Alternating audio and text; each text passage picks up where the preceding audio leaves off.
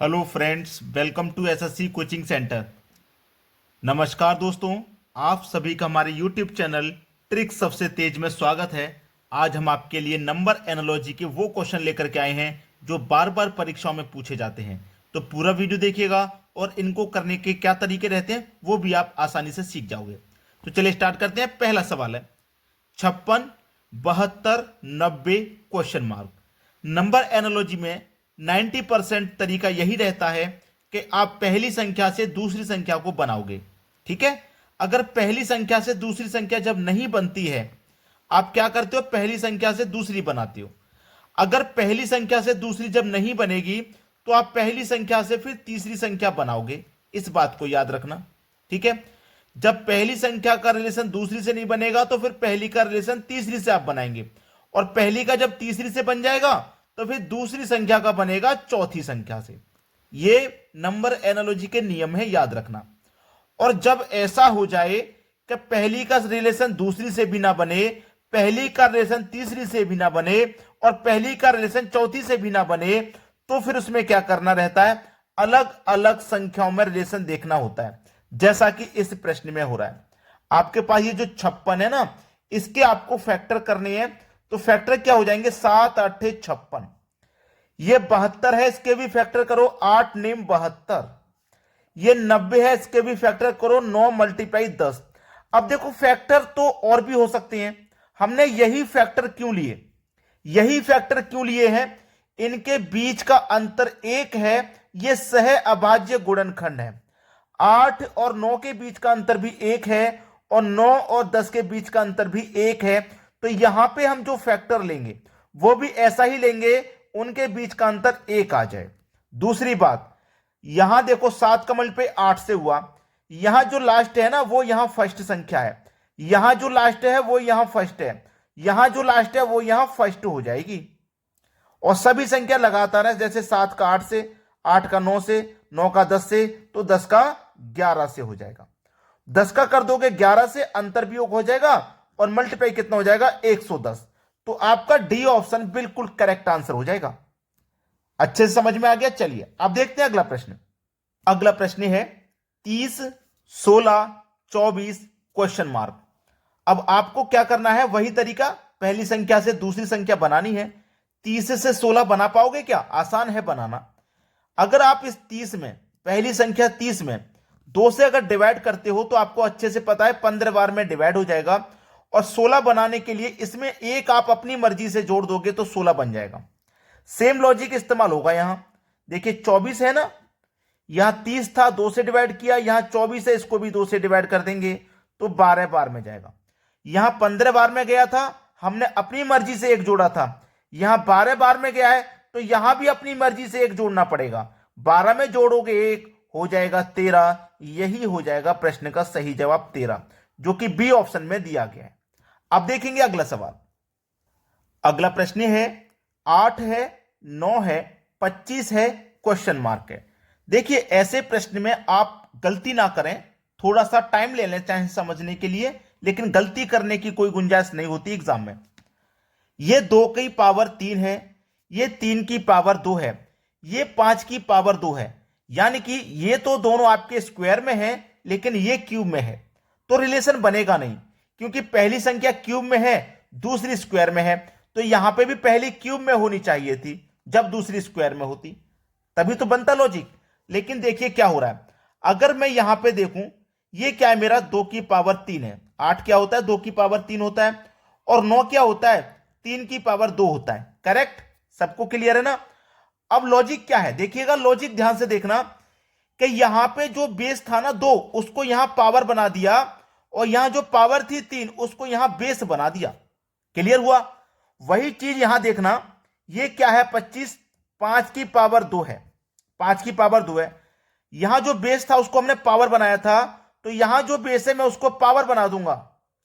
और पावर को बेस बनाया ना, मैं पावर को क्या करूंगा? बेस बना दूंगा। यानी कि 2 की पावर 5 हो गया। अब 2 की पावर 5 का मान क्या होता है? यहां पे लिख दीजिए, 2 की पावर 5 का मान 32 होता है, और ये हमारे पहले ऑप्शन में दिया गया है, बिल्कुल सही जवाब। अब देखेंगे अगला प्रश्न। अगला सवाल क्या कह रहा है, देखिए 81, 121, 49 क्वेश्चन मार्क। यहां पे देखो 81, 121, 49 तीनों ही संख्या स्क्वायर में है, तो एक हिंट तो मिल गया कि चौथी संख्या भी स्क्वायर में होगी। चलो, ये क्या है, 9 का स्क्वायर, ये है 11 का स्क्वायर, ये है 7 का स्क्वायर। अब यहां किस संख्या का स्क्वायर आएगा? अब देखो 9 के बाद 11 का स्क्वायर हुआ ना, यानी कि 9 में 2 जोड़ के स्क्वायर किया। ऐसे ही यहां 7 में भी क्या करेंगे, 2 जोड़ के स्क्वायर करेंगे। 7 में 2 जोड़ेंगे तो मतलब 9 का स्क्वायर करेंगे, और 9 का स्क्वायर 81 आ जाएगा। पहला ऑप्शन सही जवाब। देखिए बहुत सारे बच्चों का क्या तरीका, ये तो पता चल गया है कि स्क्वायर में आएगा। 62 किसी संख्या का स्क्वायर नहीं होता, 52 किसी संख्या का स्क्वायर नहीं होता, 81 तो पहले से आया हुआ है, मतलब 100 हो जाएगा। बहुत सारे बच्चे ऐसा भी कर देते हैं कि 100 को गलत कर देंगे, ठीक है, लेकिन ये है ही नहीं गलत, ये तो सही है ही नहीं, इसको गलत कर दोगे आप। बहुत सारे बच्चे इस पर टिक कर देंगे कि 81 तो पहले से है, डी सही हो जाएगा, 100 हमारा 10 का स्क्वायर होता है। ऐसा मत करना, लॉजिक को पकड़िए पहले। अब देखते हैं अगला सवाल।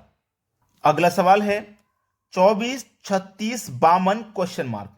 कोई स्क्वायर नहीं, कोई मल्टीप्लाई नहीं, कुछ ना कुछ तो लॉजिक फिर भी रहा होगा। देखो ये 24 है और ये मेरे पास 36 है। अगर मैं इस 24 में 2 से कर देता हूं डिवाइड, याद रखना जो मैं करवा रहा हूं उसे ध्यान से देखना। अगर इस 24 में मैं 2 से डिवाइड कर देता हूं तो डिवाइड कितनी बार में होगा, डिवाइड होगा 12 बार में, ठीक है, समझना। ये मेरे पास 52 है, अगर मैं 52 में भी क्या करता हूं, 2 से डिवाइड करता हूं तो डिवाइड कितनी बार में होगा, 26 बार में, ठीक है। दोनों को मैंने 2 से डिवाइड किया। अब यहां पे मेरा 12 बार आ गया, 12 से मुझे 36 चाहिए, तो 12 का मल्टीप्लाई अगर मैं 3 से करूंगा तो मुझे 36 मिलेगा, मिल गया 36।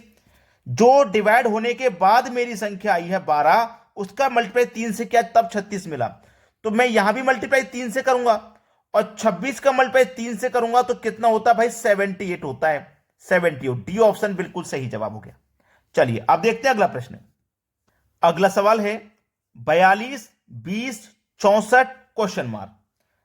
पहली संख्या से दूसरी संख्या बनाएंगे तो 42 से 20 बनाना आसान है, क्योंकि 42 में अगर हम 2 से डिवाइड करते हैं तो डिवाइड हो जाएगा 21 बार में, और 20 बनाने के लिए हम क्या करेंगे, 1 को माइनस कर देंगे तो 20 बन जाएगा।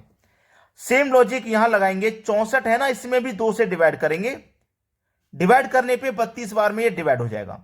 यहां 1 माइनस किया तो 1 हम यहां भी माइनस कर देंगे, तो 32 में से 1 माइनस कर देंगे, बचेगा 31।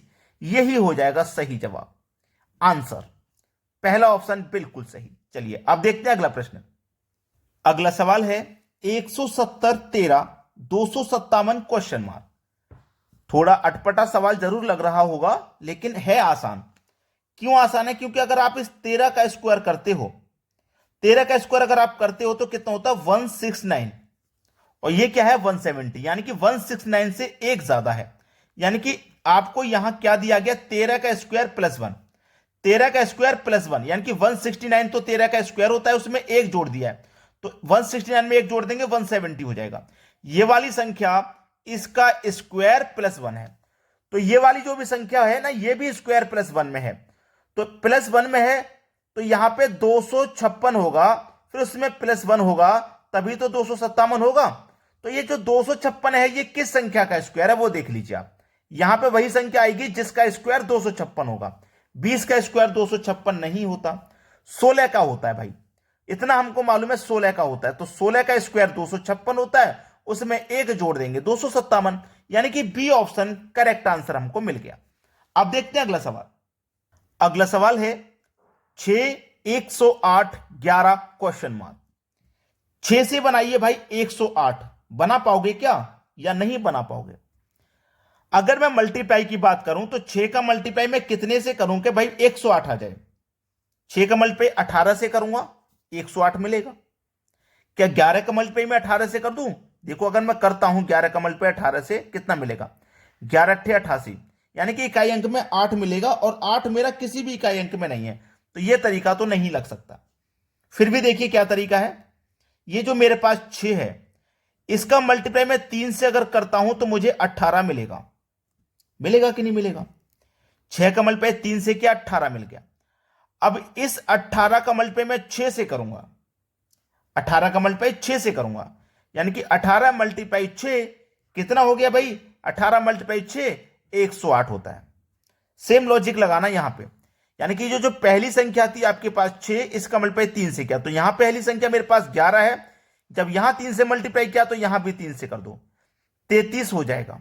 ठीक है, फिर जो आंसर आया है मल्टीप्लाई करने का, उसका मल्टीप्लाई वापस संख्या से, पहली संख्या 6 से, तो सेम ऐसे ही करना है, जो मल्टीप्लाई का आंसर आया वापस मल्टीप्लाई पहली संख्या से, यानी कि 11 का मल्टीप्लाई 33 से, इन दोनों का आपस में मल्टीप्लाई। ठीक है, चलो कर दो।